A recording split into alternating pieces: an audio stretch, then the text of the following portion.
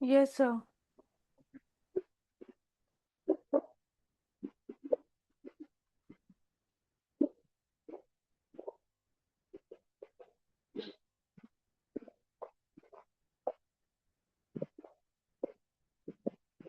বেশ, আজকে যেটা স্টার্ট করবো সেটা হচ্ছে তোমাদের মডিউল 4 এর টেস্টিং অফ হাইপোথিসিস বলে একটা ইম্পর্টেন্ট টপিক আছে। অঙ্কগুলো সহজ, অঙ্কগুলোতে বেশি কিছু ক্যালকুলেশন নেই।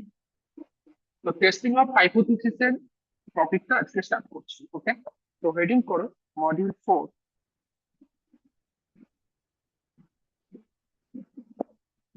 মডিউল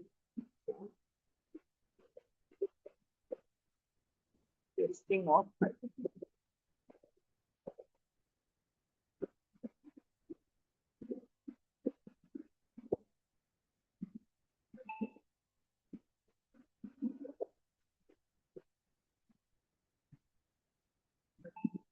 হয়েছে? প্রত্যেকে ভালো করে শেখো, টেস্টিং অফ হাইপোথিসিস জিনিসটা কি সেটা আগে ভালো করে বোঝার চেষ্টা করো। আচ্ছা, আমি বলবো, আমার সাথে সাথে তোমরা অ্যান্সার করবে, ঠিক আছে? সবার প্রথমে আমরা যে জিনিসটা শিখেছিলাম সেটা হচ্ছে, এখানে যদি তোমার একটা পপুলেশন থাকে আর এখানে তুমি কি করছো, একটা স্যাম্পল বানাচ্ছো। ওকে, আর এই পপুলেশন থেকে স্যাম্পল বানানোর যে প্রসেস, সেই প্রসেসের আমরা কি নাম দিয়েছিলাম? বলো ফটাফট বলো। Sampling. স্যাম্পল। Sampling. স্যাম্পল। ওকে, এবার থেকে এটা আমরা করেছিলাম কোথায়? মডিউল 2 তে সম্ভবত। আচ্ছা, মডিউল 3 তে আমরা কি করলাম? মডিউল 3 তে পড়েছিলাম, ওকে যাই হোক। মডিউল 3 তে আমরা কি করলাম, যে এখানে ধরো তোমার কাছে পপুলেশন আছে আর এখানে মনে করো তোমার স্যাম্পল আছে।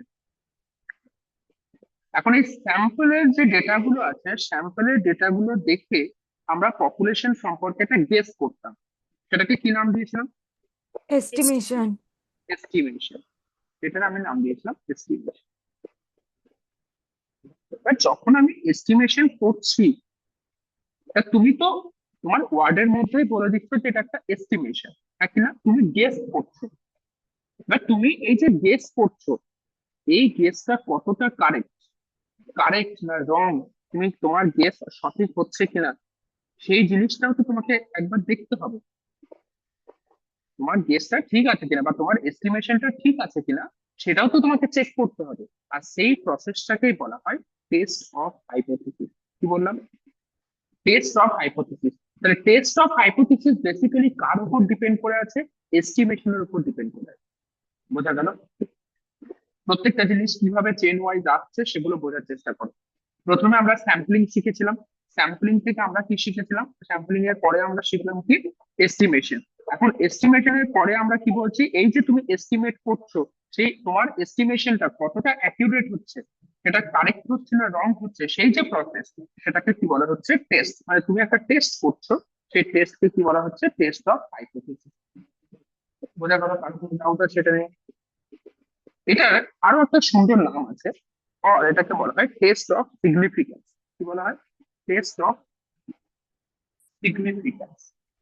ওকে, ঠিক আছে, টেস্ট অফ সিগনিফিকেন্স।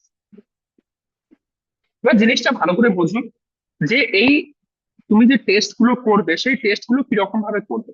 এখানে ম্যাথমেটিক্যাল বিশেষ কোনো ক্যালকুলেশন নেই। এখানে যে প্রসেসটা হবে, দেখো ম্যাথমেটিক্যাল ক্যালকুলেশন কিন্তু এস্টিমেশনের মধ্যে হয়ে যাচ্ছে।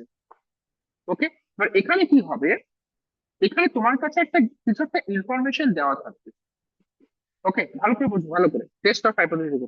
তোমার সমস্ত যা কিছু ক্যালকুলেশন এস্টিমেশনে তুমি করে ফেলছো, এস্টিমেশনে করার পরে তোমার কাছে কিছু একটা ক্যালকুলেটেড ভ্যালু আসবে। আর এই টেস্ট অফ হাইপোথিসিস এর ক্ষেত্রে কোশ্চেনের মধ্যে কিছু একটা ইনফরমেশন বলে দেবে।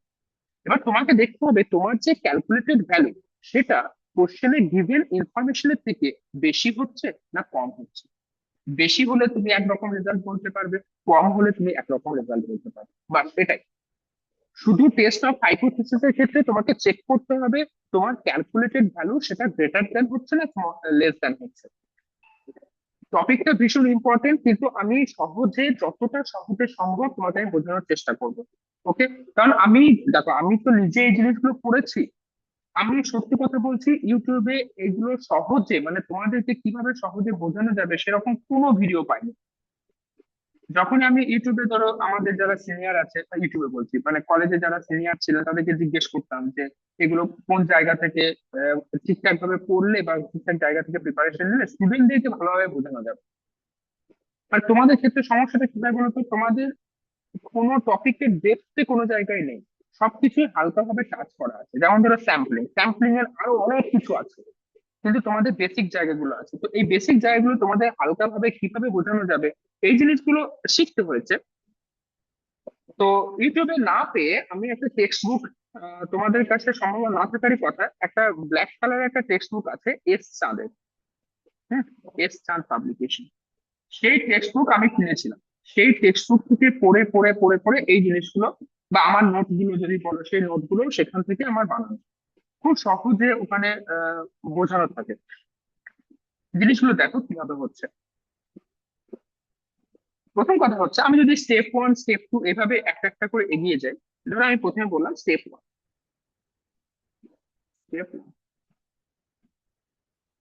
এখন স্টেপ ওয়ান এর ক্ষেত্রে সবার প্রথমে তোমাকে ধরে নিতে হবে যে তুমি যে টেস্ট করতে চাইছো, সেই টেস্ট মানে দু রকম হতে পারে, একটা কারেক্ট না রং, সেটা তোমাকে প্রথমে ধরে নিতে হবে। কি বললাম, তুমি যে টেস্ট করতে চাইছো বা তুমি যে হাইপোথিসিসটা নিচ্ছ সেটা তোমার কারেক্ট হাইপোথিসিস নাকি রং হাইপোথিসিস, সেটা তোমাকে প্রথমেই ধরে নিতে হবে। ধরে নিয়ে তারপরে লাস্টে গিয়ে দেখাবে যে তুমি যেটা ধরেছিলে সেটা ঠিক না ভুল। ওকে, এটা এটা হচ্ছে প্রসেস। আমি স্টেপ বাই স্টেপ সব যাচ্ছি, অঙ্ক করবো, তারপরে দেখবে জিনিসটা একদম ক্লিয়ার হবে। প্রথম কথা হচ্ছে, এই যে যেটা জিনিসটা আমি তোমাকে বললাম যে তোমাকে একটা ধরে নিতে হবে, তোমাকে একটা স্টেটমেন্ট তোমাকে অ্যাপ্লাই করতে হবে। সেটাই, যে স্টেপ ওয়ানে তোমাকে একটা স্টেটমেন্ট অ্যাপ্লাই করতে হবে। স্টেটমেন্ট, ওকে। বা এটাকে তুমি কি বলতে পারবে, এটাকে অ্যাজাম্পশনও বলা হয়,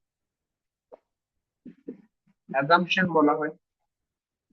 ওকে, কার অ্যাজাম্পশন, তুমি যে হাইপোথিসিসটা করছো, অ্যাজাম্পশন অফ হাইপোথিসিস বলো। এবার দেখো, এই যে তুমি হাইপোথিসিস করছো না, হাইপোথিসিস দু রকমের। কি কি? নাম্বার, একটাকে বলা হয় নাল হাইপোথিসিস, নাল হাইপোথিসিস। আরেকটাকে বলা হয় অল্টারনেটিভ হাইপোথিসিস, অল্টারনেটিভ।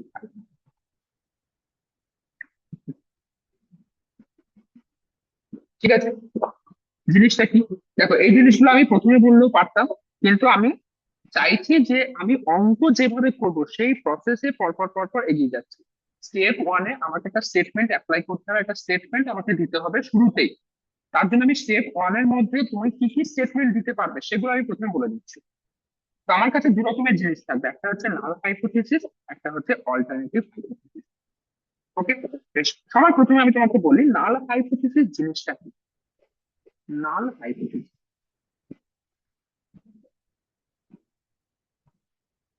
ধরো একটু বোঝার চেষ্টা করো। দেখো, ধরো আহ, তুমি যে টেস্ট করেছো, হুম, মানে তুমি কিছু একটা স্টেটমেন্ট দিলে, কিছু একটা অ্যাজাম্পশন করলে, আর তুমি যখন এস্টিমেশন করেছো, এস্টিমেশন করে যে রেজাল্ট পেয়েছো, তুমি দেখতে পাচ্ছ তাদের মধ্যে খুব একটা ডিফারেন্স নেই। ওকে, কোনো ডিফারেন্স নেই, তারা একদম সেম হচ্ছে। ওকে, তাহলে এস্টিমেশন করে তুমি যে ক্যালকুলেটেড ভ্যালু পেয়েছো, আর তুমি এই স্টেপ ওয়ানে যে অ্যাজাম্পশনটা দেখছো, দেখতে পাচ্ছ দুটোর মধ্যে কোনো ডিফারেন্স সেরকম পাচ্ছ না, দুটোই কারেক্ট করছে, তাহলে সেক্ষেত্রে বলা হবে নাল হাইপোথিসিস। বুঝতে পারলে কি বললাম? ঠিক আছে, তুমি এস্টিমেশন করে যে জিনিসটা পাচ্ছ, যে রেজাল্ট পাচ্ছ, আর তুমি যে জিনিসটা অ্যাজাম্পশন করছো, দুটোর মধ্যে যদি কোনো ডিফারেন্স না থাকে, তখন সেটাকে বলতে পারবে নাল হাইপোথিসিস। একটু ল্যাঙ্গুয়েজে লিখে নাও কি বলতে চাইছি। A null hypothesis,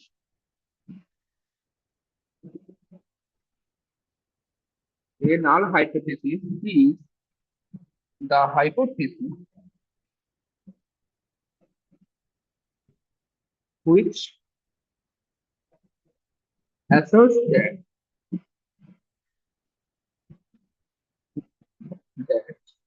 there is no significant difference. There is no significant difference তাদের মধ্যে between স্যাম্পলের যে প্যারামিটার হলো স্ট্যাটিস্টিক, between the statistic আর একটা কি and হচ্ছে population parameter, population.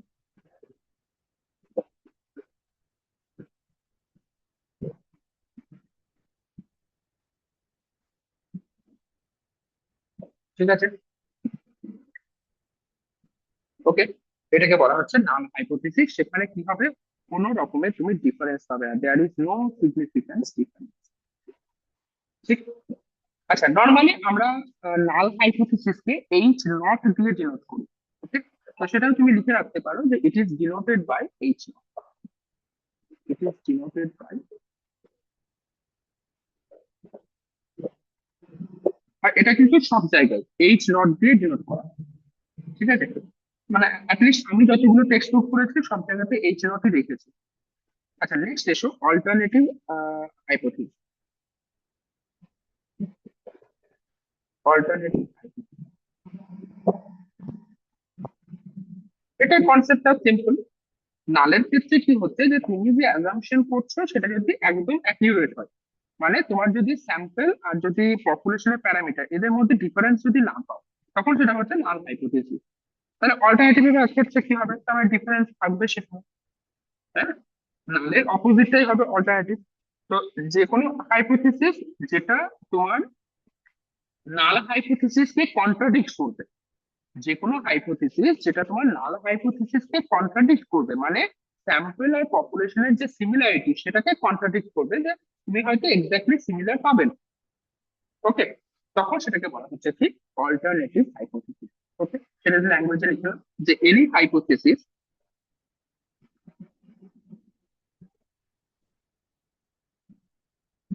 which contradict, which contradict the null hypothesis, which contradict the null hypothesis।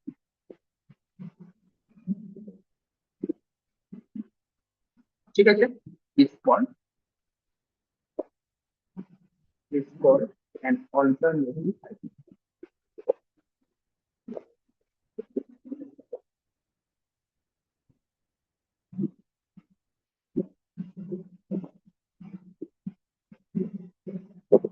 বেশ, এবার alternative হাইপোথিসিসকে H1 দিয়ে ডিনোট করা হয়। ইট ইজ ডিনোটেড বাই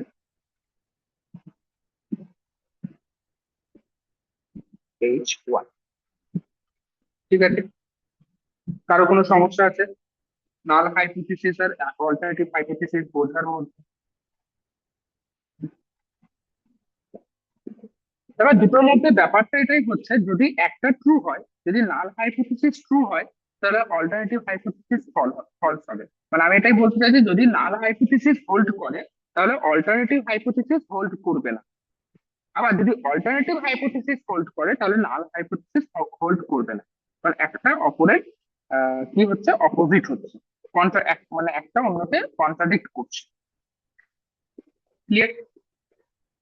তো এবার এখান থেকে এই যে জিনিসটা বললাম না অল্টারনেটিভ হাইপোথিসিস, যেটা কি হচ্ছে আমার নাল হাইপোথিসিসের থেকে কন্ট্রাডিক্ট করছে, এখান থেকে হাইপোথিসিসের আরো তিনটে ব্রাঞ্চ এসছে বা তিনটে কেস তৈরি হয়েছে। কিরকম সেটা, তো ফর এক্সাম্পল হিসেবে লিখে রাখো যে,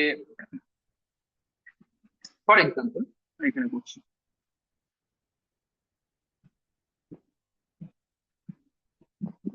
আমি ধরে নিচ্ছি যে আমি একটা নাল হাইপোথিসিসকে টেস্ট করতে চাইছি। ওকে, নাল হাইপোথিসিস এটা বলছি যে কোনো একটা পপুলেশনের তার একটা স্পেসিফাইড মিন আছে মিউ 0। কি বললাম, নাল হাইপোথিসিস এটাই বলছে যে পপুলেশনের স্পেসিফাইড মিন হচ্ছে মিউ 0, মানে পপুলেশনের যে মিন সেটা তুমি কি বলছো মিউ 0। আর এটাকে কি বলছো নাল হাইপোথিসিস। নাল হাইপোথিসিস মানে কি, তুমি যেটা অ্যাজিউম করছো সেটা অ্যাকিউরেট, সেটা একদম কারেক্ট। ওকে, তো আমি সেটাই বলছি যে ফর এক্সাম্পল যে the null hypothesis the null hypothesis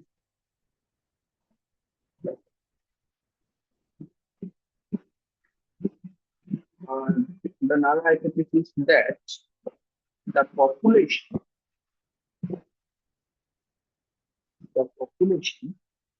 has mean record has specified mean কথা হচ্ছে the null hypothesis এর হেল্প নিয়ে আমি কি বলছি যে এর যে মিন সেটা হচ্ছে মিউ জিরো। তাই না? এবার জিনিসটাকে এই যে জিনিসটা আমি তো কোশ্চেন পেপার সরি অ্যান্সার শিটে তো আমি এভাবে ল্যাঙ্গুয়েজে লিখবো না, এটাকে ম্যাথমেটিক্যালি লিখতে হয়। ম্যাথমেটিক্যালি কি বোঝায়? নাল হাইপোথিসিস মানে কি বললাম? H not. তো এইচ নট কি বলছে? এইচ নট বলছে যে মিউ ইকুয়ালস টু হচ্ছে মিউ নট, মানে পপুলেশন মিন হচ্ছে মিউ নট, তুমি এটা ধরে নিয়েছো। তো এইচ নট বলছে mu is equals to mu not. এবার আমি তোমাকে এটাই শেখাতে চাইছি যে এইচ নট যদি mu equals to mu not হয় তাহলে এইচ ওয়ান কি হতে পারে। এটা তো তোমার নাল হাইপোথিসিস, এটা তো তুমি এখন বুঝে গেছো। আমি তোমাকে এখন এটাই শেখাতে চাইছি যদি এইচ নট এটা হয় তাহলে এইচ ওয়ান কি হতে পারে। দেন এইচ ওয়ান, এইচ ওয়ান কি কি হতে পারে? দেখো এইচ ওয়ান কিন্তু অনেক রকম হতে পারে। কিরকম? নাম্বার ওয়ান, তিন রকম হতে পারে। Number one, number two, number three. ভালো করে শেখো। আমি কি বললাম? এইচ ওয়ান হচ্ছে নাল হাইপোথিসিস কে কন্ট্রাডিক্ট করবে, মানে অল্টারনেটিভ হাইপোথিসিস নাল হাইপোথিসিস কে কন্ট্রাডিক্ট করবে। তাহলে এইচ ওয়ান আমি এটা বলতে পারি যে mu not equals to mu not, একই না বলবে? ঠিক আছে না? Mu not equals to mu. হ্যাঁ হ্যাঁ এবার এখান থেকে এই যে mu not equals to mu not, এটা কিন্তু দুটো জিনিস বোঝায়। কি কি? এক হতে পারে মিউ এর যে ভ্যালু সেটা মিউ নটের থেকে বেশি হচ্ছে, অথবা মিউ এর যে ভ্যালু সেটা মিউ নটের থেকে কম হচ্ছে। ঠিক? তাহলে আমি আরেকটা কেস বললাম, H one such that mu greater mu not আর এইচ ওয়ান। আচ্ছা, এই কেস টুটা তুমি লেস দেন, কারণ হচ্ছে আমার সেভাবে করলে পুরো নোটটা কভার করে দেবে। মিউ গ্রেটার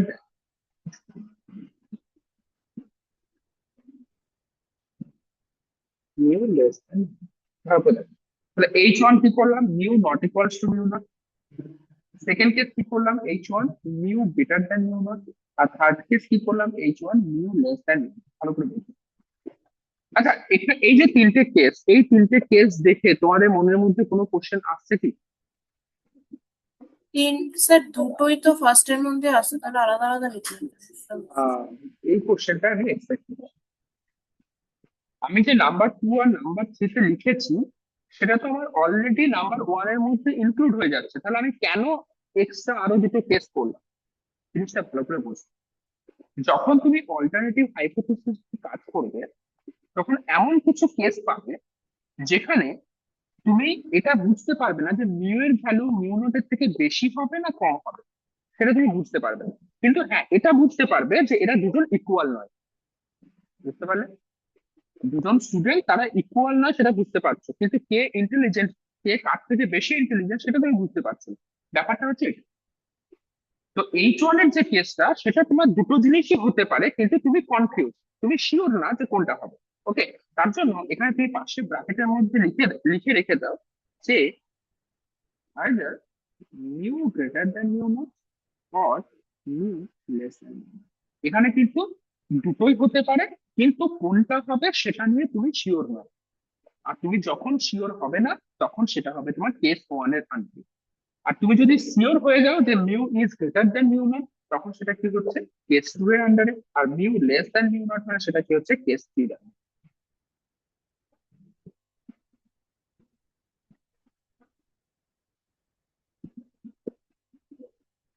ওকে, মানে তারপরে বের করতে হবে না?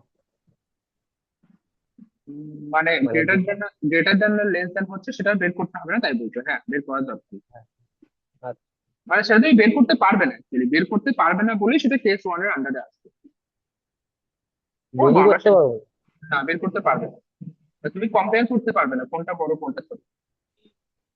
ঠিক আছে, সেরকম অঙ্ক করবো, চাপ নিও না। আচ্ছা, আর এইটা অঙ্ক করা এই যে প্রথম যে কেসটা না, এটাকে বলা হয় টু টেলড অল্টারনেটিভ। কি বলা হয়? Two tailed alternative.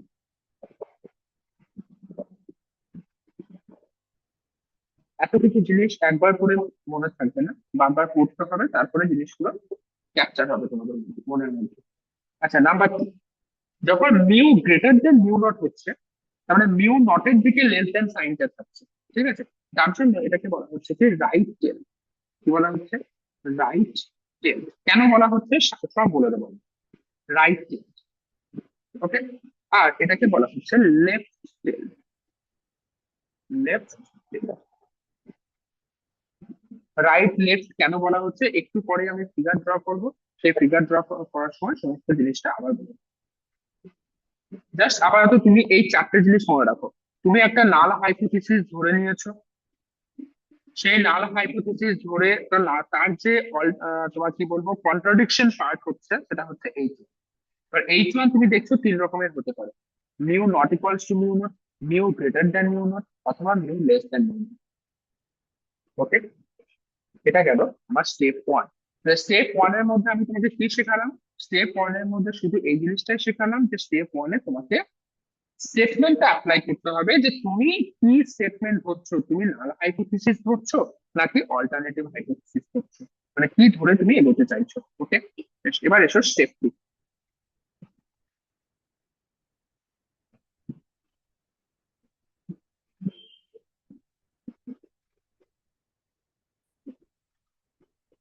Step two হচ্ছে হেডিং করো specification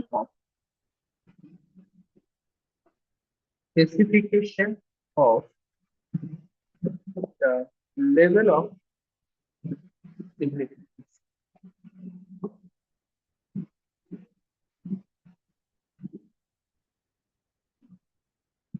Specification of the level of significance.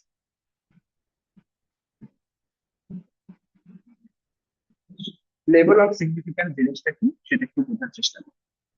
Level of significance মানে হচ্ছে যে একটা কনফিডেন্স বলা যেতে পারে, একটা কনফিডেন্স যার মাধ্যমে বা একটা ভ্যালু যার মাধ্যমে আমরা বুঝতে পারবো যে আমাদের যে নাল হাইপোথিসিস সেটাকে আমি রিজেক্ট করব নাকি অ্যাকসেপ্ট করব।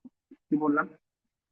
লেভেল অফ সিগনিফিক্যান্স হচ্ছে এমন একটা ভ্যালু যার মাধ্যমে আমি বুঝতে পারবো এই যে স্টেপ ওয়ানে আমি যে নাল হাইপোথিসিস ধরে নিয়েছি, সেই নাল হাইপোথিসিসটা আমি রিজেক্ট করব নাকি অ্যাকসেপ্ট করব। আমি তোমাকে শুরুতেই একটা জিনিস বলছিলাম না, যে তুমি এস্টিমেশনে ক্যালকুলেশন করছো, তারপর কোশ্চেনের মধ্যে একটা ইনফরমেশন গিভেন থাকবে, সেই ইনফরমেশন থেকে তুমি বুঝতে পারবে তোমার ক্যালকুলেটেড ভ্যালুটা লেস দ্যান হচ্ছে না গ্রেটার দ্যান হচ্ছে। ওই যে তখন যে গল্পটা বলে আমি শুরু করেছিলাম, সেটাই হচ্ছে এই পয়েন্টটা। আর এই যে লেভেল অফ সিগনিফিক্যান্স, এটা কোশ্চেনের মধ্যে গিভেন থাকবে। এটা দেখেই তুমি বুঝতে পারবে যে তুমি স্টেপ ওয়ানে যে নাল হাইপোথিসিস ধরে নিচ্ছ সেটাকে তুমি রিজেক্ট করবে না অ্যাকসেপ্ট করবে। তো স্বাভাবিক ব্যাপার, এখন তোমার মনের মধ্যে একটা কোশ্চেন আসবে, তো আমি সেটা বুঝবো কিভাবে যে আমি রিজেক্ট করব না অ্যাকসেপ্ট করবো? আমি তো ভ্যালু পেয়ে গেছি লেভেল অফ সিগনিফিক্যান্স থেকে।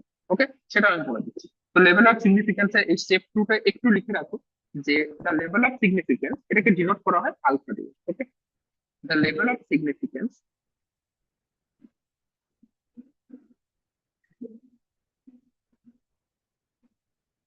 is denoted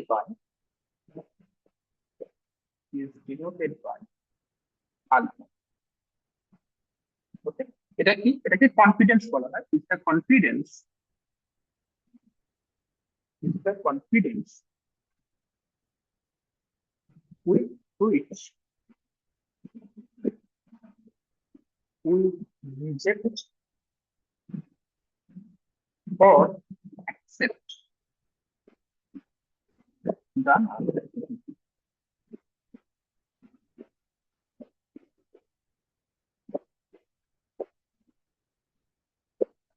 হলো, এটা হচ্ছে step one, sorry step two. তবে স্টেপ টু নিয়ে তোমাদের বেশি টেনশন করার কিছু নেই, কারণ স্টেপ টু হচ্ছে সেই জিনিসটা যেটা তোমার কোশ্চেনের মধ্যে গিভেন থাকবে, মানে লেভেল অফ সিগনিফিক্যান্স সেটা তোমাকে কোশ্চেনের মধ্যে বলে দেবে। ওকে, নেক্সট এসো step number 3।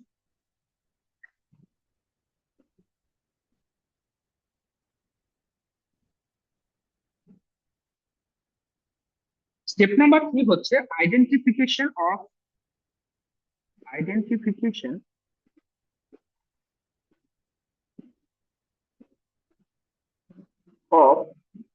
The test status. যেটা আমি শুরুতে তোমাকে বললাম যে তোমাকে ক্যালকুলেশন করতে হবে, ওকে? বা ক্যালকুলেশন করার পরে তারপরে তো তুমি কম্পেয়ার করবে যে লেভেল অফ সিগনিফিকেন্স এর থেকে কম হচ্ছে না বেশি হচ্ছে, সেই জিনিসগুলো কম্পেয়ার করতে পারবে।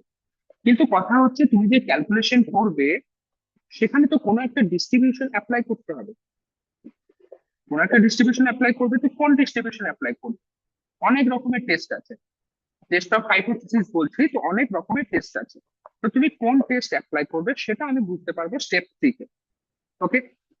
আমি তোমাকে এই স্টেপ গুলো কেন লেখাচ্ছি, আমি অঙ্ক করতে গিয়ে যেন আমার মধ্যে কোনো রকমের ডাউট না থাকে যে অঙ্কের মধ্যে হচ্ছেটা কি।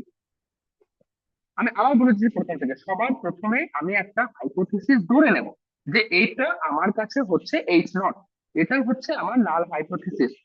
তারপর আমি কোশ্চেনে দেখবো যে আমার কাছে কোশ্চেনের মধ্যে লেভেল অফ সিগনিফিকেন্স কি বলে দিয়েছে, সেটা আমি লিখে সাইডে লিখে রেখে দেবো।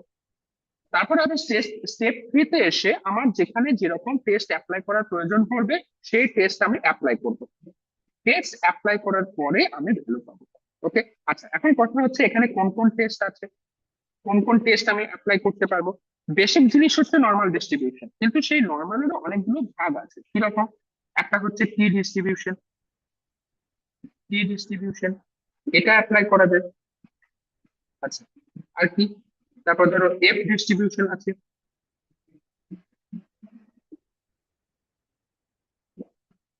তারপর ধরো কাই স্কোয়ার ডিস্ট্রিবিউশন আছে, এটাকে বলা হয় কাই, এই সিম্বলটাকে বলা হয় কাই। কাই স্কোয়ার ডিস্ট্রিবিউশন আছে। তো এই রকমের, তারপর আরো একটা আছে জেড ডিস্ট্রিবিউশন। এত রকমের ডিস্ট্রিবিউশন আছে। এই ডিস্ট্রিবিউশন গুলো অ্যাপ্লাই করে আমরা কিন্তু ক্যালকুলেশন করতে পারবো আমাদের যে ভ্যালুটা দরকার।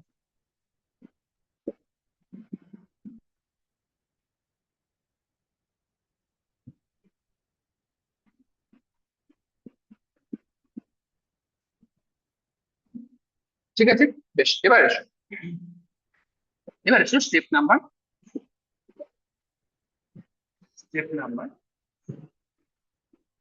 বা তুমি যখনই এই ডিস্ট্রিবিউশন নিয়ে কাজ করবে, যেমন আমরা নর্মাল ডিস্ট্রিবিউশনের ক্ষেত্রে আমরা একটা কার্ভ পাই, বেল শেপের একটা কার্ভ পাই, সেই কার্ভটা ড্র করার পরে আমরা একটা বাউন্ডারি পাই। আর যখনই বাউন্ডারি পেয়ে যাই তো সেখানে আমরা এরিয়া ক্যালকুলেট করতে পারি, বা বলতে পারো প্রবাবিলিটি ক্যালকুলেট করতে পারি। ঠিক একইভাবে এখানেও তুমি একটা কার্ভ পাবে, সেই কার্ভের নিচে তুমি একটা বাউন্ডারি পাবে, সেই বাউন্ডারির রেসপেক্টে তুমি কি পাবে? একটা এরিয়া পাবে, যে এরিয়াটা হচ্ছে প্রবাবিলিটি, ওকে? যেমন একভাবে আমরা নর্মাল ডিস্ট্রিবিউশন করার সময় দেখেছিলাম যে ইন্টিগ্রেশন ফর্মে আমার এরিয়া গুলো দেওয়া থাকতো, একইভাবে কিন্তু এখানেও দেওয়া থাকতো। তো তোমাকে ক্যালকুলেশন কিছুই করতে হবে না। তো এমন নয় যে তোমাকে ইন্টিগ্রেশন করে সেই ভ্যালু বের করতে হবে, সেটা নয়। বোঝা গেল? স্টেপ নাম্বার 4-এ আমরা কি বলতে চাইছি, যে আমরা কোন ডিস্ট্রিবিউশন অ্যাপ্লাই করছি, টি কাই স্কোয়ার এফ ডিস্ট্রিবিউশন, সেটা অ্যাপ্লাই করার পরে আমরা কি পাবো? একটা রিজিয়ন পাবো। সেই রিজিয়নটাকে বলা হয় ক্রিটিক্যাল রিজিয়ন। কি বলা হয়? Critical region. আমরা একটা রিজিয়ন পাবো, সেই রিজিয়নটাকে বলা হয় ক্রিটিক্যাল রিজিয়ন। এবার ক্রিটিক্যাল রিজিয়ন, এখান থেকে তুমি অনেকটা বুঝতে পারবে যে তোমার অল্টারনেটিভ হাইপোথিসিস এখানে কি হতে চলেছে। হুম, ক্রিটিক্যাল রিজিয়ন থেকে কোন অল্টারনেটিভ হাইপোথিসিস এখানে হতে পারে সেটা তুমি বুঝতে পারবে। কিরকম ভাবে? মনে করো আমি 3 রকমের রিজিয়ন পেতে পারি। ভালো করে শোনো, আমি ক্রিটিক্যাল রিজিয়ন 3 রকমের পেতে পারি, সেটা ডিপেন্ড করছে তুমি কি বাউন্ডারি পাচ্ছ তার উপরে। নর্মাল ডিস্ট্রিবিউশনের ক্ষেত্রেও দেখেছি আমরা, আমাদের বিভিন্ন রকমের বাউন্ডারি আছে। মনে করো, ভালো করে শেখো, এটা হচ্ছে তোমার নিচের অ্যাক্সিস, কার্ভ সবই নর্মাল ডিস্ট্রিবিউশনের মতো কার্ভ, এটা নিয়ে কোনো চাপ নেই। আমি আগে 3টে কার্ভ ড্র করে নিচ্ছি, তারপর আমি রিজিয়ন গুলো তোমরাও সেটাই করো, সুবিধা হবে।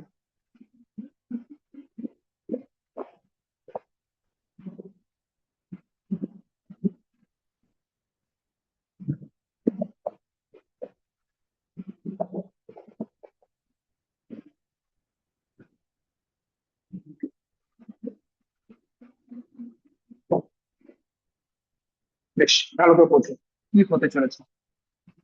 তুমি তুমি বাউন্ডারি পেয়ে গেছো। ওকে, বাউন্ডারি পেয়ে গেছো। বাউন্ডারি যখন তুমি পেয়ে যাবে, অবভিয়াসলি তুমি খুব সহজেই তোমার যে রিজিয়ন হবে সেই রিজিয়নটাকে মার্ক করতে পারবে, হ্যাঁ কিনা। এবার ধরো আমি ফার্স্ট কেস যেটা পাচ্ছি সেই কেসে আমি দেখতে পাচ্ছি এরকম একটা বাউন্ডারি পেয়েছি, এখানে পেয়েছি আর এখানে পেয়েছি। আর তোমার যে রেঞ্জ হচ্ছে, বাউন্ডারির যে রেঞ্জ হচ্ছে, সেটা দেখা যাচ্ছে যে এই এরিয়াটাকে কভার করছে, এই এরিয়াটাকে, মানে এইদিকে লেফট হ্যান্ড সাইডে পুরোটা, একইভাবে এইদিকে রাইট হ্যান্ড সাইডে পুরোটা কভার করছে। বোঝা গেল? এটা একটা কেস হতে পারে। আর একটা কেস হতে পারে, ধরো এখানে একটা পয়েন্ট পেয়েছো, এই পয়েন্টে পুরো রাইট সাইডটা কভার করছে। ঠিক, এই পয়েন্টে পুরো রাইট সাইডটা কভার করছে। আর একটা কেস কি হতে পারে, ধরো এখানে পেয়েছো, এই পয়েন্টে পুরো লেফট সাইডটা কভার করছে। ওকে, ভালো করে বোঝো। কেস ওয়ান যেটা করেছি না, সেখানে অ্যাকচুয়ালি আমি বুঝতে পারছি না আমি কোন সাইডটা নেব, রাইট সাইড না লেফট সাইড। মানে আমার মিউ এর ভ্যালু সেটা গ্রেটার দ্যান মিউ নট নাকি লেস দ্যান মিউ নট, সেটা আমি শিওর নয়। তার মানে এটা হচ্ছে সেই কেস যেখানে mu not equals to mu not হচ্ছে। মানে ওই তিনটে কেস বেসিক্যালি এখানে কাজে লাগবে। হ্যাঁ, ওই তিনটে কেস আমি এখানে পাচ্ছি। আমি যখনই ক্রিটিক্যাল রিজিয়ন পেয়ে যাব, তখনই আমি বুঝে যাব যে আমার এখানে কোন অল্টারনেটিভ হাইপোথিসিস ইউজ হচ্ছে। এইচ ওয়ান এর যে তিনটে কেস পেয়েছি, কোন কেস আমার ইউজ হচ্ছে। আচ্ছা, সেকেন্ড কেসটা কি হচ্ছে ভালো করে বলুন। Mu greater than mu not, একই না? আর থার্ড কেস কি হচ্ছে, mu less then mu not. যেহেতু যেহেতু আমি এই কার্ভের, প্রথম কার্ভের আমি দুই সাইডে এরিয়াটা পেয়েছি, দুটো সাইডে যেহেতু এরিয়াটা পেয়েছি, যার জন্য এটাকে কি বলা হচ্ছে, টু টেল। এবার তুমি একটু আগে দেখে নাও, আমি লিখেছিলাম টু টেল। যেহেতু এখানে শুধুমাত্র রাইট সাইডে এরিয়াটা পেয়েছি, যার জন্য এটাকে কি বলা হচ্ছে, রাইট টেল। আর যেহেতু এখানে শুধুমাত্র লেফট সাইড পেয়েছি, তার জন্য এটাকে কি বলা হচ্ছে, লেফট টেল।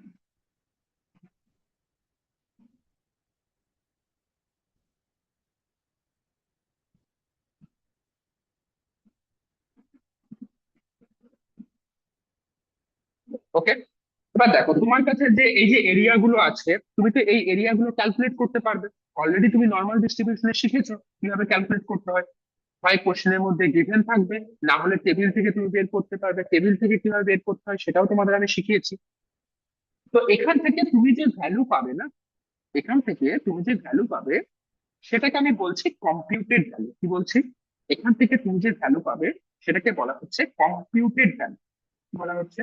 আচ্ছা, তুমি এটাকে নাম, স্টেপ নাম্বার 5 করো। স্টেপ নাম্বার 5, এটাকে হেডিং করো, নাম দাও মেকিং ডিসিশন। এবার তুমি ফাইনাল ডিসিশন নেবে যে তুমি যে অ্যাজাম্পশন করেছিলে সেটা অ্যাকসেপ্ট হবে নাকি রিজেক্ট হবে, মেকিং ডিসিশন। তো এখানে দেখবে তোমার যে কম্পিউটেড ভ্যালু, তোমার যে কম্পিউটেড ভ্যালু সেটা যদি লেস দেন ক্রিটিক্যাল ভ্যালু হয়, তোমার যে কম্পিউটেড ভ্যালু সেটা যদি লেস দেন ক্রিটিক্যাল ভ্যালু হয়, তাহলে বলছে আমরা নাল হাইপোথিসিস কে অ্যাকসেপ্ট করব। Accept H. যদি আমার কম্পিউটেড ভ্যালু, আমার যদি ক্রিটিক্যাল ভ্যালু থেকে ছোট হয়, তাহলে সেক্ষেত্রে আমরা কি করব, অ্যাকসেপ্ট করব। আর যদি উল্টোটা হয়, তাহলে আমরা কি করব, আমরা রিজেক্ট করব। ঠিক আছে, otherwise reject, reject, otherwise reject.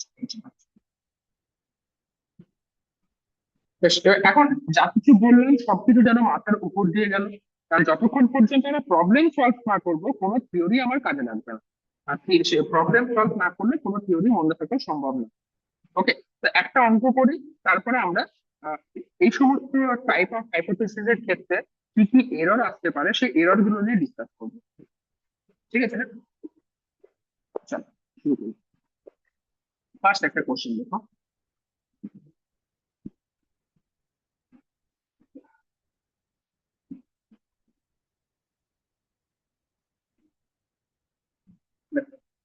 a coin was sold 965 and returned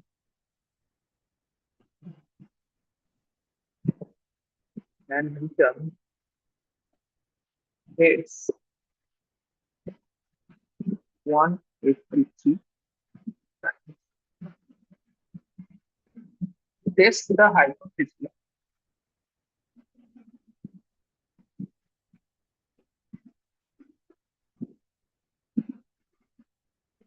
that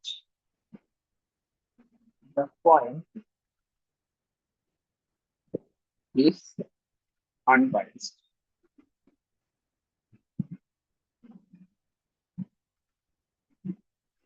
Use a 0.05 level of significance.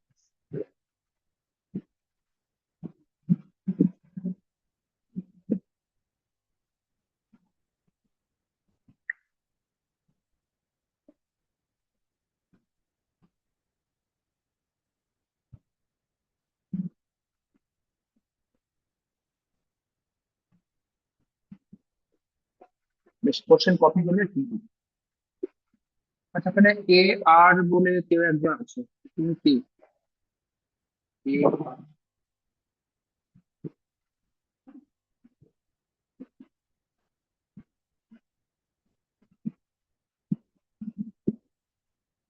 এই আটটা কে?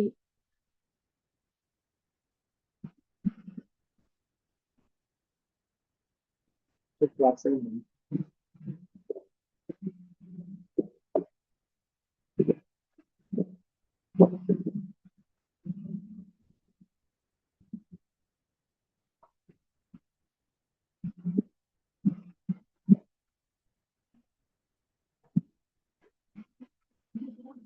ওকে, হয়েছে কোশ্চেন কপি, দেখে না ভালো করে।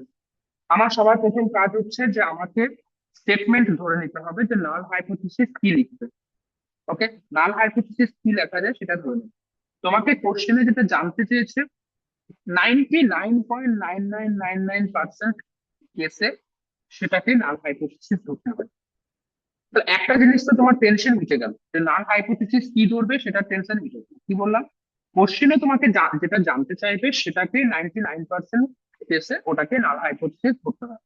কোশ্চেনে কি জানতে চেয়েছে দেখো ভালো করে, test the hypothesis that the coin is unbiased. Test the hypothesis that the coin is unbiased. The null hypothesis তোমাকে এটাই ধরতে হবে যে the coin is unbiased, বাস আর কিছু নেই। তোমাকে টেস্ট করতে বলেছে কয়েনটা আনবায়াসড, তো তোমাকে এটাই ধরে নিতে হবে যে আমি ধরে নিচ্ছি যে আমার যে নাল হাইপোথিসিস সেটা হচ্ছে দ্য কয়েন ইজ আনবায়াসড। ওকে, কিন্তু সেটা ধরার আগে কোশ্চেনে কি কি ইনফরমেশন গিভেন আছে সেটা আমি একটু লিখে নিচ্ছি, তারপরে আমি সলিউশনটা স্টার্ট করবো।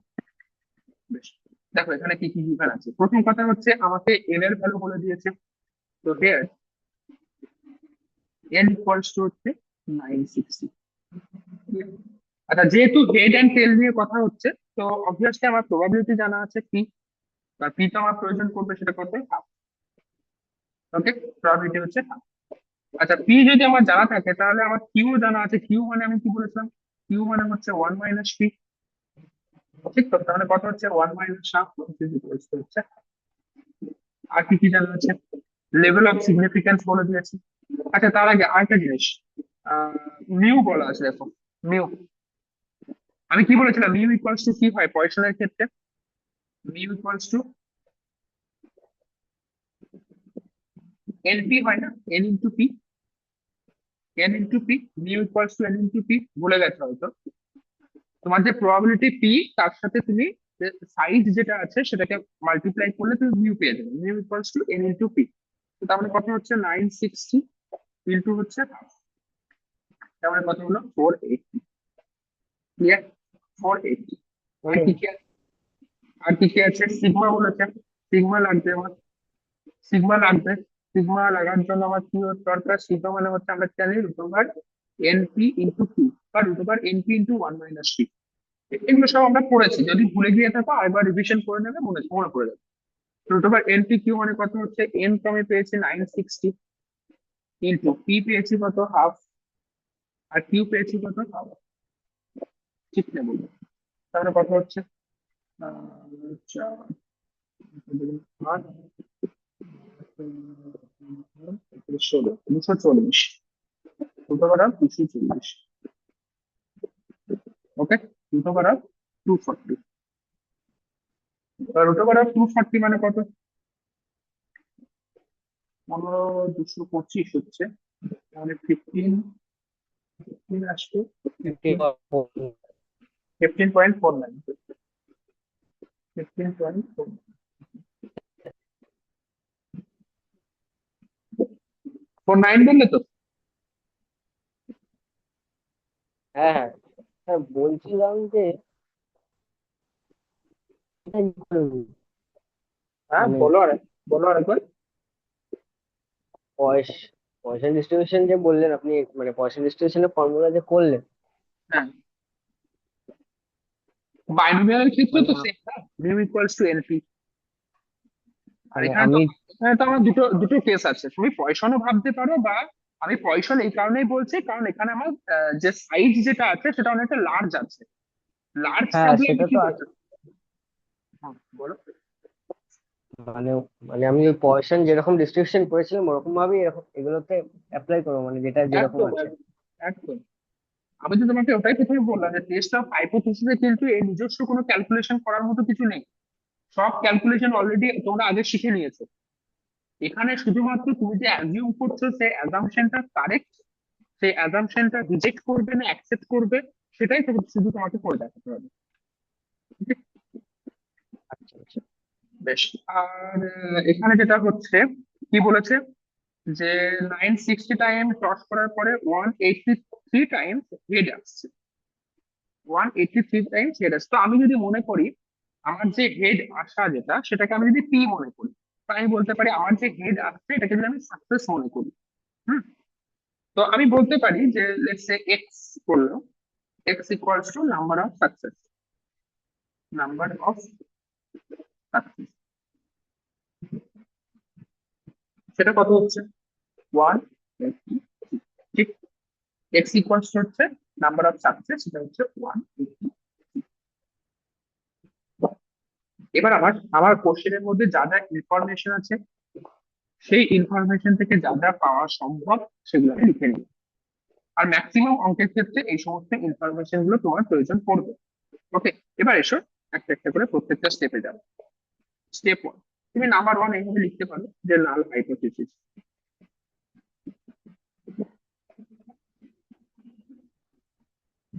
নাল হাইপোথিসিস এইচ। তো এইচ নট কে কি ধরবে, কি বললাম, the coin is unbiased, yes or no, the coin is unbiased.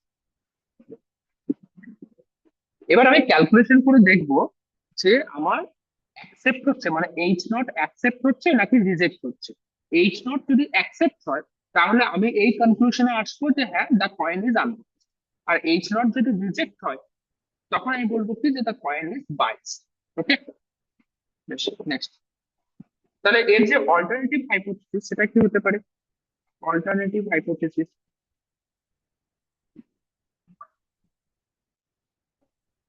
সেটা লিখে রেখে দাও, এইচ ওয়ান, সেটা কি হবে যে the coin is biased.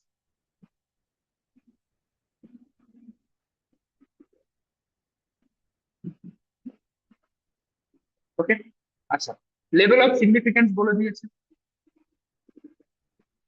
Level of significance, step টুতে আমাকে এটাই বলেছিল, লেভেল অফ সিগনিফিকেন্স, সেটাকে আমি কি দিয়ে ডিনোট করেছি, আলফা দিয়ে।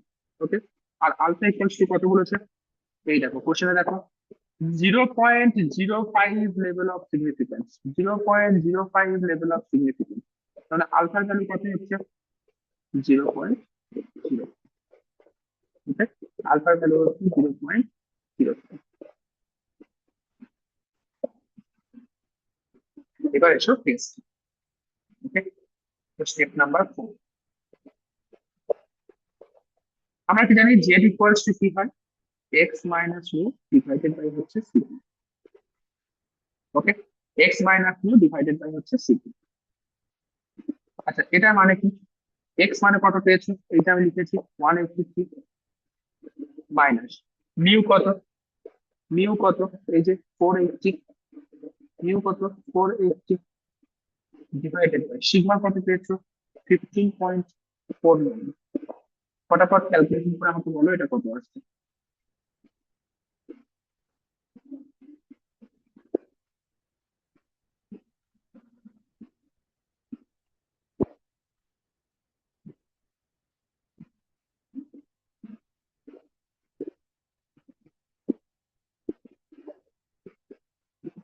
minus 19.1. মাইনাস 19.16। তার মানে আমি বলতে পারছি যে modulus of Z this is equals to হচ্ছে 19.17। ওকে, এবার তোমাকে একটা জিনিস সেখানে জানতে হবে। আমি আগের দিন যখন তোমাদের পড়াচ্ছিলাম, সম্ভবত আমি বলেছি, যখন লেভেল কনফিডেন্স ইন্টারভ্যাল পড়াচ্ছি, একদিন আমাকে দেখতে দাও বলেছি কিনা।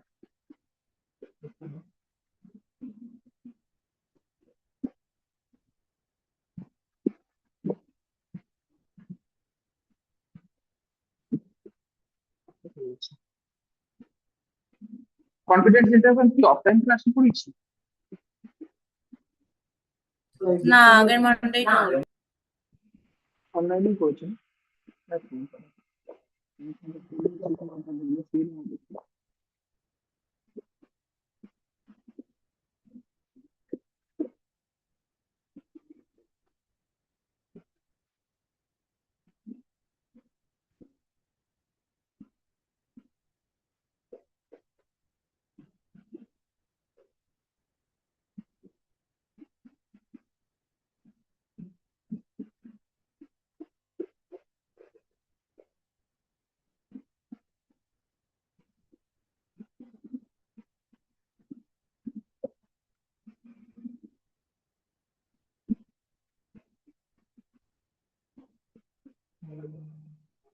বলুন বলুন।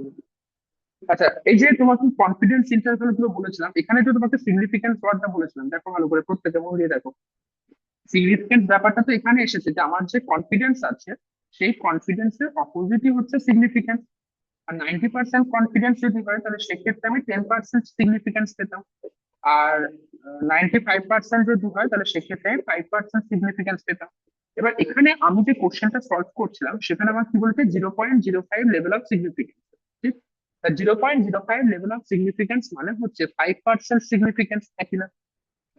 0.05 লেভেল অফ সিগনিফিকেন্স মানে হচ্ছে 5% সিগনিফিকেন্স।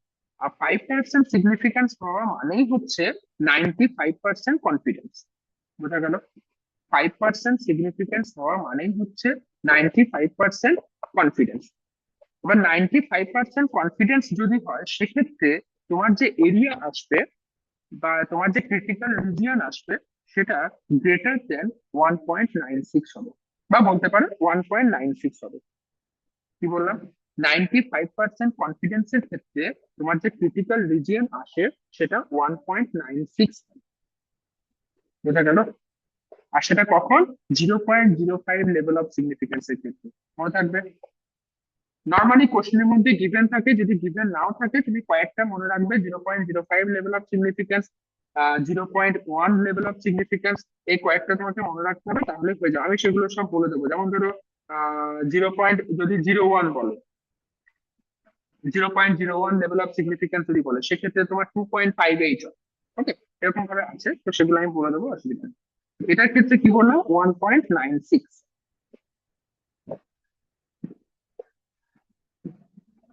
বেশ, তাহলে মডুলাস অফ জেড পেয়েছি 19.17। তো এবার তুমি লেখো যে for for 0.05 level of significance significance the critical value is critical value এটার কথাই তোমাদের বলেছিলাম যে আমি লেভেল অফ সিগনিফিকেন্সটা দেখবো, সেখান থেকে আমি ক্রিটিক্যাল একটা ভ্যালু পাবো, সেই ভ্যালুর থেকে কতটা কম হচ্ছে বেশি হচ্ছে সেটা আমাকে দেখতে হবে। দ্য ক্রিটিক্যাল ভ্যালু ইজ কত বললাম, 1.96। তাহলে তোমার ক্যালকুলেটেড ভ্যালু কত এসছে? ক্যালকুলেটেড ভ্যালু মানে কত, মডিউলাস জেড সেটা এসছে 19.17। সেটা কি হচ্ছে, গ্রেটার দেন হচ্ছে 1.96 থেকে। আর গ্রেটার দেন হলে কি হয়, মানে একটু আগে তোমাদেরকে বললাম, এই যে যদি লেস দেন হয় তাহলে আমি এইচ নট কে অ্যাকসেপ্ট করবো, আর যদি গ্রেটার দেন হয় তাহলে আমি এইচ নট কে রিজেক্ট করবো। ঠিক তো? তো আমি এখানে কি পাচ্ছি, আমার যেহেতু আমার মডিউলাস অফ জেড মানে ক্যালকুলেটেড ভ্যালু সেটা গ্রেটার দেন 1.96 হচ্ছে, তাহলে তুমি বলতে পারবে কি, therefore the null hypothesis, null hypothesis H not has to be has to be rejected, has to be rejected at 5% level of significance, right? 0.05 at 5% level of significance.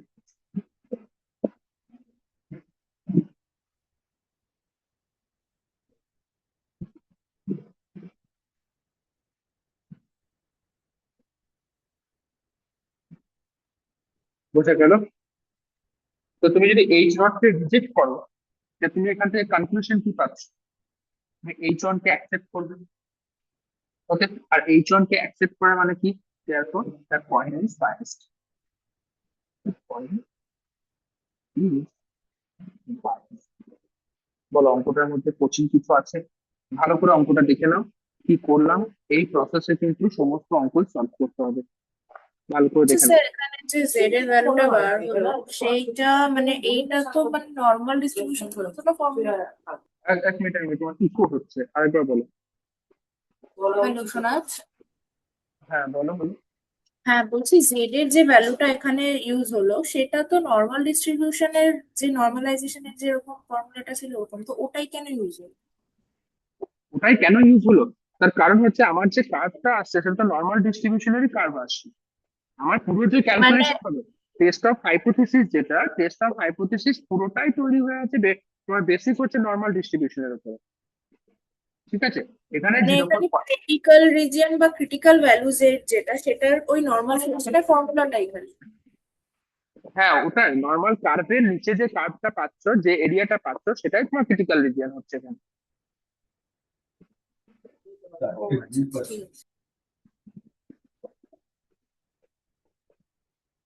ওকে, একটু ভালো করে প্রত্যেকে খাতাটা দেখে নাও।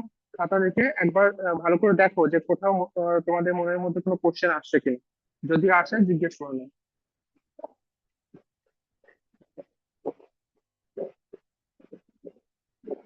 জেডটা বার করা কি জেড ডিস্ট্রিবিউশন? না না না, জেড ডিস্ট্রিবিউশন এখনো ওখানে আসেনি। এই 1.96টা বলছো? না না না না, যেটা ভ্যালুটা বের করলাম মানে 90.17। 19.17, ওটা তো তো আমরা তো সেই স্ট্যান্ডার্ড নর্মাল ডিস্ট্রিবিউশনের ফর্মুলা ইউজ করেছি। হ্যাঁ সেটা তো বুঝলাম, কিন্তু মানে এফসিতে যে লিখেছিলেন না যে টি ডিস্ট্রিবিউশন এফ ও না ডিস্ট্রিবিউশন। না না, এখনো ওসবে আসেনি আমি, এটা সিম্পলি এখানে নর্মাল ডিস্ট্রিবিউশনের ফর্মুলা ইউজ করেছি। ফার্স্টে তো আমরা পয়সন অ্যাপ্লাই করলাম, তারপর আবার নর্মাল সেকশন অ্যাপ্লাই করলাম। আরে বাবা, আমার তো সমস্ত, আমি তো তোমাদেরকে বলেইছিলাম আমার সমস্ত অঙ্ক বাইনোমিয়ালকেও আমি পয়সনে করতে পারবো, পয়সনকেও আমি নর্মালে করতে পারবো। ঠিক আছে, হ্যাঁ। আমি এখানে যেহেতু আমি দেখতে পাচ্ছি যে আমার কাছে দুটো কেস আসছে, দুটো কেস কি কি, একটা হচ্ছে সাকসেস, একটা হচ্ছে ফেলিওর, মানে হেড আর টেল। তাহলে আমি বুঝতে পারছি যে হুম। এখানে বাইনোমিয়াল ইউজ করতে পারবো। এবার যখনই বাইনোমিয়াল দেখতে পাচ্ছি আবার তখন দেখছি যে আমার স্যাম্পল সাইজটা লার্জ আছে, আর লার্জ থাকা মানে সেখানে আমি বাইনোমিয়াল করবো না, আমি কি করবো, আমি আমি পয়সন পয়সন করবো। করবো। পয়সন করবো, তো পয়সন যেহেতু করছি তো সেই হিসেবে আমি এখান থেকে এনপিটা mu equals to NP calculate করতে পারলাম। ওকে, এবার যখন যখন তুমি ক্রিটিক্যাল রিজিয়ন বের করবে, সেই ক্রিটিক্যাল রিজিয়ন তো তুমি ইয়ে থেকে পাবে না, তুমি তো না, ডিসক্রিটাইজার পয়সন থেকে ভ্যারিয়েবল পাবো থেকে না। পাবে না। তখন পয়সন হ্যাঁ। টু পয়সন টু নর্মাল ডিস্ট্রিবিউশনে চেঞ্জ করতে হয়। মানে আমার ডিসক্রিটে পয়সন তো ডিসক্রিটের জন্য, কিন্তু এটা তো আমার ডিসক্রিট মানে নয়। হ্যাঁ তো পয়েশন থেকে আমাকে নর্মালে চেঞ্জ করতে হচ্ছে, তার জন্য আমি এখানে আমার জেড এর ফর্মুলা ইউজ করেছি। এটা তাই সব তো, অঙ্কের ক্ষেত্রে এরকম করতে হবে তাই তো? মানে সব আমার ঘুরে অঙ্কে ফিরে নর্মালে আসতেই হবে। নর্মালি তোমাকে আসতেই হবে। ঠিক আছে। কারণ তুমি যতক্ষণ পর্যন্ত নর্মালে না আসবে তুমি ক্রিটিক্যাল রিজিয়ন পাবে না। আর ক্রিটিক্যাল রিজিয়ন না পেলে তুমি ক্যালকুলেটেড ভ্যালু পাবে না।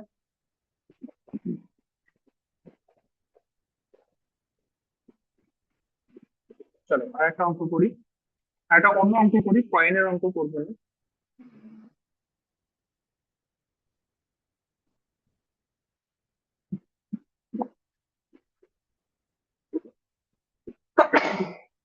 Sorry, আচ্ছা, একটা ডায়ের অঙ্ক করি।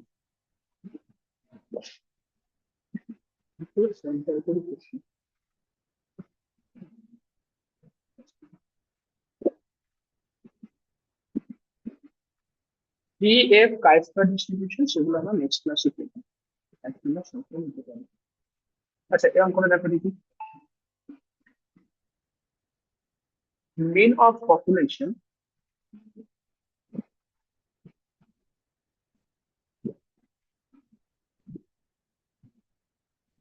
equals to 0.7.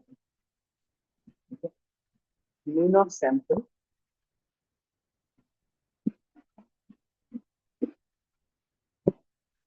equals to 0.743. Standard deviation of sample equals to 0.04. Sample size equals to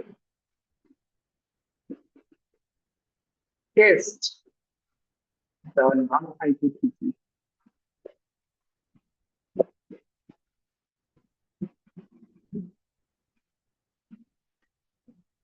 for population mean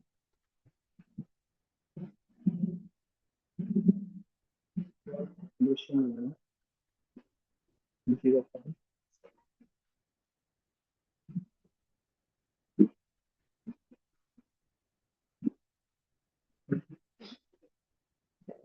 মানে তুমি এখানে পপুলেশন মিন 0.7 হবে কিনা এটাই হচ্ছে ডাউট, বুঝতে পারলে? তুমি নাল হাইপোথিসিস ধরে নেবে যে লেফট, বা লেফট করার দরকার নেই, যে এইচ নট সেটা কি লিখবে যে দ্য পপুলেশন মিন ইজ 0.7। ঠিক আছে, তার আগে ঠিক আছে। কোশ্চেনে তো বলে দিয়েছে। হ্যাঁ, কোশ্চেনটা তো ওইভাবেই তো বলে দেবে, এইভাবেই থাকবে কোশ্চেন গুলো। বেশ, দেখো কিভাবে অ্যান্সার করবে একবার দেখুন। প্রথম কথা হচ্ছে কোশ্চেনের মধ্যে যা যা ইনফরমেশন আছে সেগুলো একবার পরিষ্কার করে লিখে নাও। আচ্ছা, পপুলেশন মিন মানে আমরা কি জানি, মিউ। মিউ কত? 0.7। ওকে। আচ্ছা, স্যাম্পল মিন মানে হচ্ছে এক্স বার। এক্স বার কত বলেছে? 0.742। আচ্ছা, স্ট্যান্ডার্ড ডেভিয়েশন বলে দিচ্ছে সিগমা। স্যাম্পলের স্ট্যান্ডার্ড ডেভিয়েশন সিগমা, সেটা কি কত? 0.04। আর স্যাম্পল সাইজ স্মল এম, সেটা হচ্ছে 10। এতগুলো ইনফরমেশন বলে দেওয়া আছে।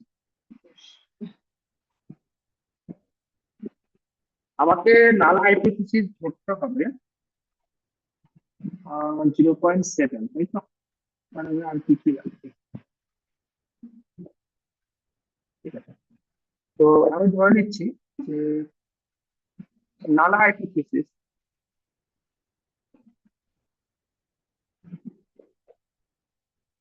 নাল হাইপোথিসিস এইচ না, এটা কত হচ্ছে? Mu equals two 0.6। ঠিক, মিউ ইকুয়ালস টু 0.6। তাহলে অল্টারনেটিভ হাইপোথিসিস কত হবে? অল্টারনেটিভ হাইপোথিসিস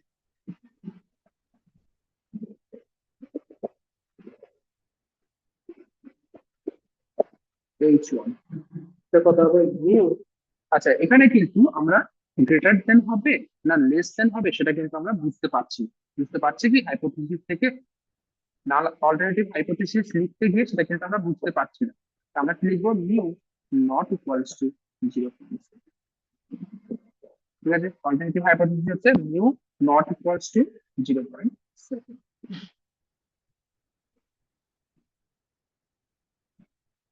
এবার আমাকে কি করতে হবে, টেস্ট করতে হবে।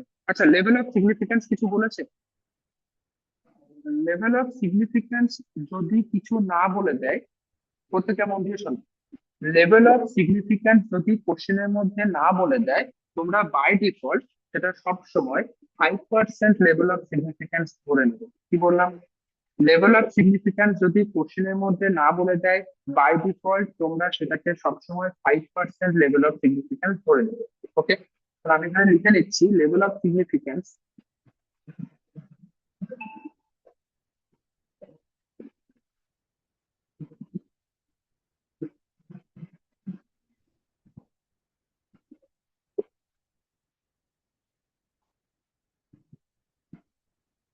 আলফা ইকুয়ালস টু 5% মানে কত হচ্ছে? 0.0। তাহলে ক্রিটিক্যাল ভ্যালুটা কত আসবে? 1.96। ঠিক আছে, 1.96। বেশ, এবার এখানে একটা ব্যাপার আছে। ব্যাপারটা কি? এই যে কোশ্চেনের মধ্যে যে ইনফরমেশন গুলো দেওয়া আছে, এখান থেকে উম,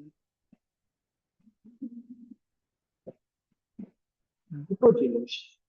একটা তো হচ্ছে যে sample to population to sample, আর একটা হচ্ছে স্যাম্পল টু পপুলেশন। এবার যদি তেমন হচ্ছে স্যাম্পলের স্যাম্পলিং হচ্ছে, স্যাম্পলের স্যাম্পলিং যদি হয় সেক্ষেত্রে আমার হবে সিগমা বাই বিটা। ঠিক তো? আমাকে জানতে চেয়েছে পপুলেশন নিয়ে, তার মানে স্যাম্পল থেকে আবার স্যাম্পলিং করতে হচ্ছে। ভালো করে বোঝো ব্যাপারটা, স্যাম্পল থেকে স্যাম্পলিং করতে হচ্ছে পপুলেশন নিয়ে যেহেতু জানতে চেয়েছেন। তাহলে এক্ষেত্রে জেড এর যে ফর্মুলাটা হবে, জেড ইজ ইকুয়ালস টু, একটা কি ছিল আমার, এক্স ছিল, এক্স মাইনাস মিউ বা এক্স বার মাইনাস মিউ যা বলবে, ডিভাইডেড বাই হচ্ছে এক্ষেত্রে কি হবে, sigma by root. Sigma by root n. কেন? কারণ হচ্ছে আমাকে অলরেডি স্যাম্পলের যে মিন সেটা কিন্তু কোশ্চেনের মধ্যে বলে দিয়েছে, তো সেখান থেকে আমাকে পপুলেশনের মিন জানতে চাইছে।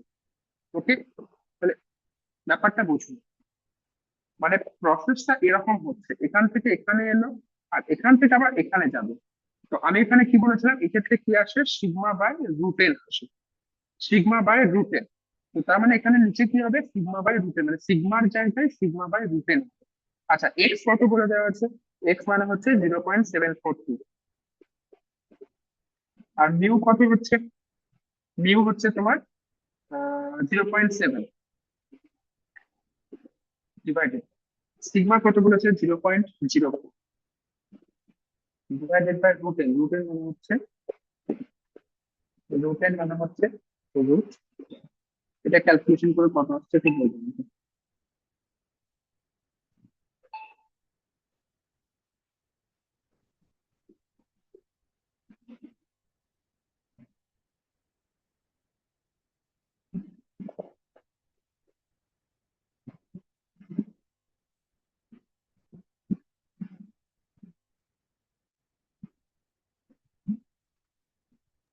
3.32। 2.3। আচ্ছা, এবার বলো 5% লেভেল অফ সিগনিফিকেন্স এর ক্ষেত্রে ভ্যালুটা কত হয় বললাম? 1.96। ওকে, তো তুমি বলতেই পারো যে modulus of Z is equals to 3.32 is greater than 1.96। আর তার মানে কি বোঝায়? therefore the population mean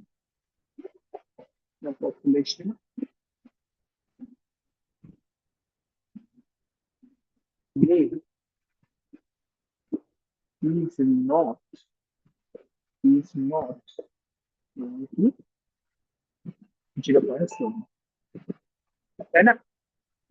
তো তুমি এখানে অ্যারো দিয়ে লিখতে পারো H not has to be rejected, যেহেতু গ্রেটার দেন হওয়া মানে তুমি সেখানে রিজেক্ট করবে।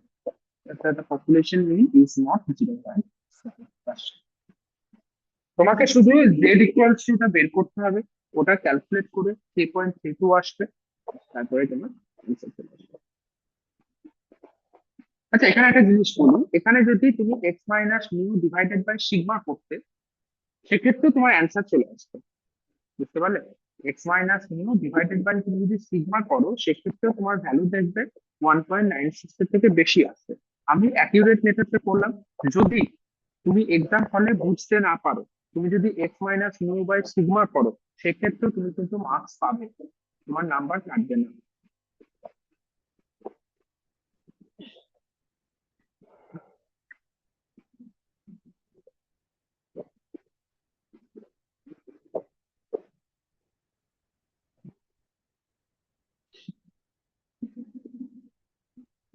তো এটা কিরকম হলো, অঙ্কে তো বলে দেওয়া ছিল পপুলেশনের 0.7, আর আমরা বের করলাম মিন 0.7 না।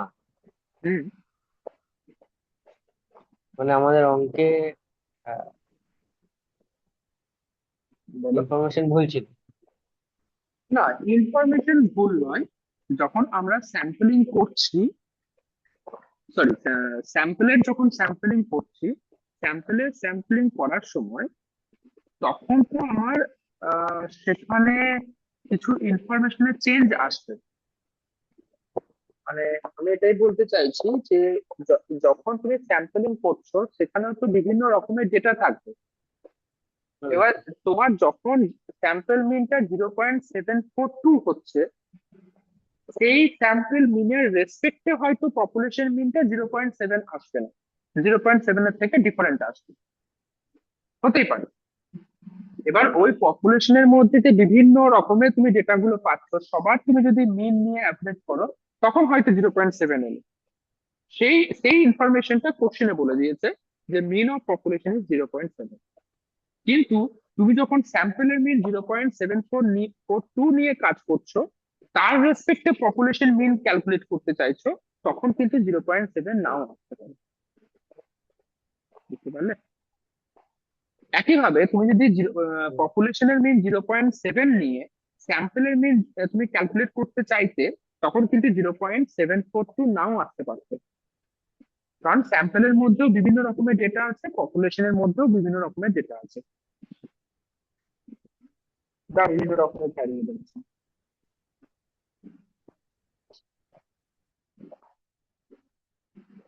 আচ্ছা, একটা অঙ্ক তোমরা নিজেরা করো, দেখো পাচ্ছ কিনা। যেরকম করলাম এর মধ্যেই দিচ্ছি, দেখো।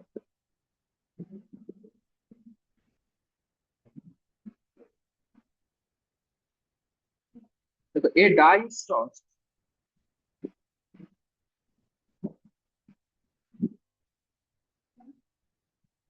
256 times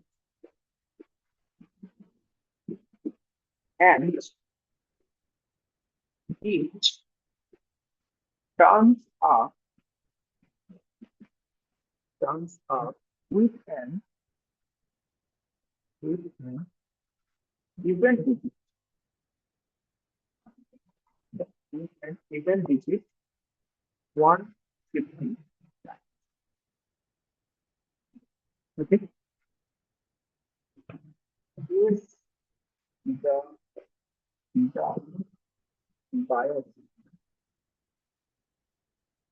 the bias. ওকে, বেশ, এখানে একটা জিনিস তোমাকে আমি বলে দিই, আগে শুরু করার আগে শুনে। নর্মালি সমস্ত কোশ্চেনের ক্ষেত্রে দেখবে আমাকে কোশ্চেনটা এমন ভাবে থাকে যে তোমাকে বলে দেয় যে তুমি এটাকে নাল হাইপোথিসিস ধরে নাও।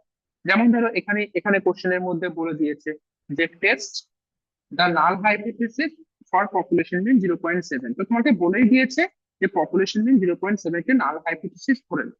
একইভাবে এখানে দেখো, এখানেও বলেছে test the hypothesis that the coin is unbiased, যে কয়েনটা আনবায়াসড হচ্ছে সেটা তুমি তোমাকে ধরে নিতে বলেছে। এখন কিছু কিছু কোশ্চেনের ক্ষেত্রে এরকম থাকবে, যেমন এখানে তোমাকে জিজ্ঞেস করেছে, তোমাকে কিন্তু বলেনি যে এটাকেই তুমি ধরো, তোমাকে জিজ্ঞেস করেছে ইজ দ্য ডাই বায়াস। তো নর্মালি এই সমস্ত, আমি এটা বায়াস আর আনবায়াসড এর ক্ষেত্রে বলছি, বায়াস আর আনবায়াসড এর ক্ষেত্রে বলছি, যদি তোমাকে জিজ্ঞেস করে যে ইজ দ্য ডাই বায়াস, বা যদি জিজ্ঞেস করে যে ইজ দ্য ডাই আনবায়াস, সেক্ষেত্রে তুমি সবসময় আনবায়াসড কে নাল হাইপোথিসিস ধরবে। কেন আনবায়াসড কে নাল হাইপোথিসিস ধরবো? কারণ ইন জেনারেল আমাদের পয়েন্ট কিন্তু আনবায়াসড হয়। তো সেক্ষেত্রে আমাদের তুমি নাল হাইপোথিসিস আনবায়াসড ধরে নিয়ে শুরু করবে। তো এক্ষেত্রে তুমি নাল হাইপোথিসিস কি ধরবে, যে এইচ নট হচ্ছে the die is unbiased. Okay, the die is unbiased, আর এইচ ওয়ান ধরবে দ্য ডাই ইজ বায়াসড। এবার পরে দেখি কে কেমন পারছো দেখি।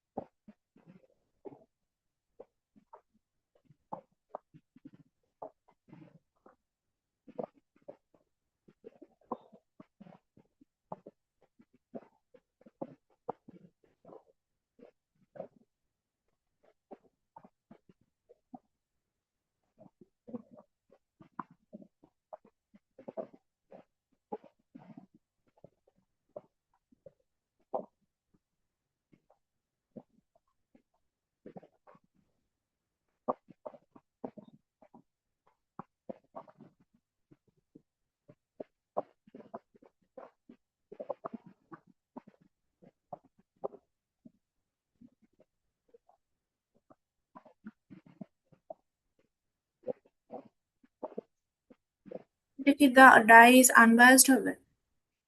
ডাই ইজ আনবায়াসড, কোনটাকে কি ধরতে বললেন? আনবায়াসটাকে তো এইচ নট ধরতে বললেন। এইচ এইচ নট কে আমি আনবায়াসড ধরতে বলেছি। আমার তো বায়াসটি আছে। বায়াসড আছে না, সেটা না আসা না, উচিত। অ্যাকচুয়ালি আমি উল্টো ধরেছি, মানে আমি H1টাকে ধরেছি আমি তখন বলেছিলাম যে, unbiased। তখন হ্যাঁ, বললাম যে এইচ মানে নটটাকে, অ্যাকচুয়ালি আমার H1টা আসছে। এইচ ওয়ানটা কি আসছে, আনবায়াস। হ্যাঁ, মানে আমি স্টেটমেন্টটা আমি আরেকবার করবো। আরেকবার করার কিছু নেই, তুমি জাস্ট ওই স্টেটমেন্টটা চেঞ্জ করো। এইচ এইচ নটটাকে আনবায়াস করো, এইচ ওয়ানটাকে বায়াস করো, বাকি তো সব সেম থাকবে। হ্যাঁ, H1টা মানে ডাই ইজ বায়াসড আসছে। হুম,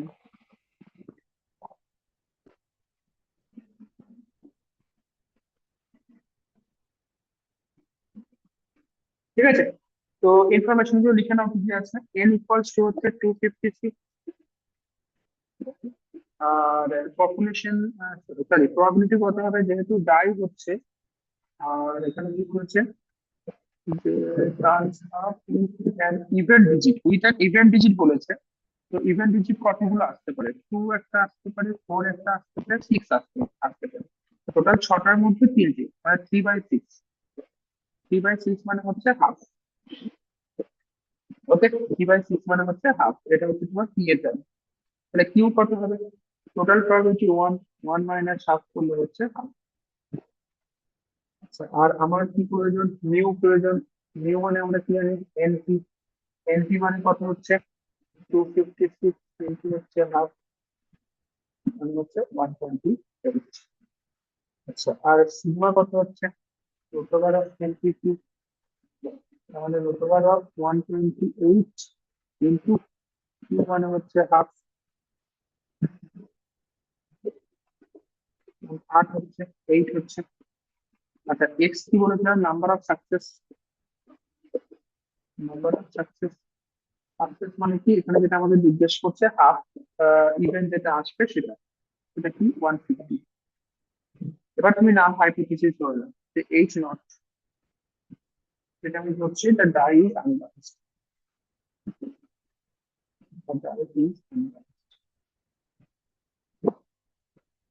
আর এইচ ওয়ান কি হবে? The die is বাউন্সড।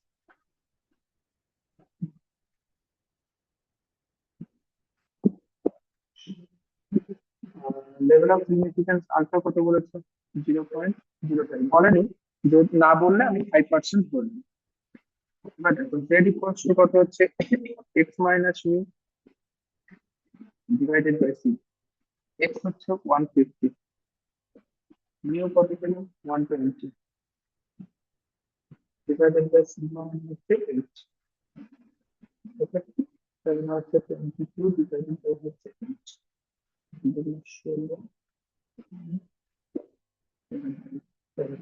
2.75।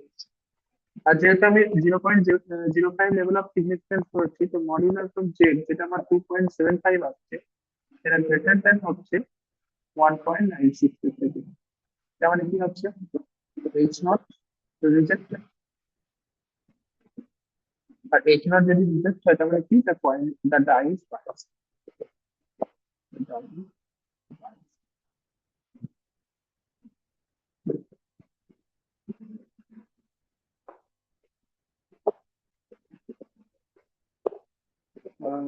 তোমাদের পরীক্ষা তোর জন্য আসে, তোমরা এখনো যারা ধরো ঠিকঠাক ভাবে পড়াশোনা করোনি, বাকি সাবজেক্ট কেমন কি আমি জানি না, আমি ম্যাথের কথা বলতে পারি, রিভিশন করা শুরু করো। আর যারা পড়োনি তোমরা পড়তে শুরু করো, কারণ 4টে মডিউলের মধ্যে অনেক কনফিউজিং টপিক আছে। কোশ্চেন দেখে, প্রথম কথা হচ্ছে কোশ্চেন দেখে বুঝতে পারা যেখানে তুই কোন ডিস্ট্রিবিউশন অ্যাপ্লাই করবে, কিভাবে অঙ্কটাকে করবে, সেগুলো একটু নিজেকে অ্যাডাপ্ট করতে একটু টাইম লাগবে। তো শুরু করো প্রত্যেকে। ওকে, আমার তো মোটামুটি হয়ে গেছে। নেক্সট দিন আমরা পি ডিস্ট্রিবিউশন, এফ ডিস্ট্রিবিউশন এগুলো করবো। আমার খুব সম্ভবত আর 3টে ক্লাস হলে, 3টে বা 4টে ক্লাস হলে আমি সিলেবাস তোমাকে কমপ্লিটলি শেষ করতে পারবো। কারণ মডিউল ওয়ানে আমি একটা টপিক ছেড়ে দিয়েছি, বেস থিওরাম, একটা টপিক ছেড়ে দিয়েছি। একইভাবে মডিউল থ্রিতেও মনে হয় একটা টপিক আমি ছেড়েছি, সেগুলো আমি তখন করে দেবো। ওকে, চলো আজকে এখানে শেষ করছি। যদি কারো কিছু জিজ্ঞাসা থাকে জিজ্ঞেস করো। অসীম বলো। এই ডিস্ট্রিবিউশন দিয়ে যে কোশ্চেন গুলো, ওগুলো কি আলাদা হবে কোশ্চেন? কোন কোশ্চেন গুলো ডিস্ট্রিবিউশনের? হুম। আলাদা হবে। ঠিক আছে। ওকে, চলো দাদা আজকে শেষ করলাম। বাই।